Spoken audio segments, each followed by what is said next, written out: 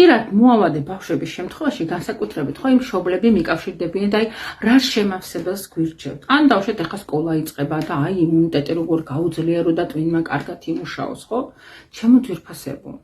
იმუნიტი მოდით ვიტყვით რომ ლათინურ თარგმანში ნიშნავს წმენდას.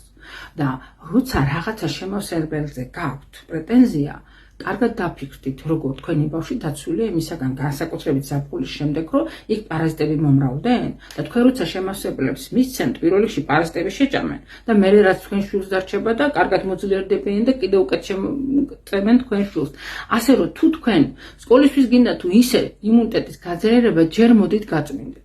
მათ შორის ფლორა გაუძლიერეთ, იმიტომ რომ ეს არის სწორედ ჯარით საზღვრებზე და იმუნიტეტი. აი მერე უკვე შეავსეთ სრულფასოვნად იქ ვიტამინები, მინერალები, ცილოვანი კვება, უჯერის ცხიმშავები და მერე უნდა ნახოთ, როგორ ჯამთერი გეყოლებათ ბავშვი და რა კარგად ისწავლის მათ შორის.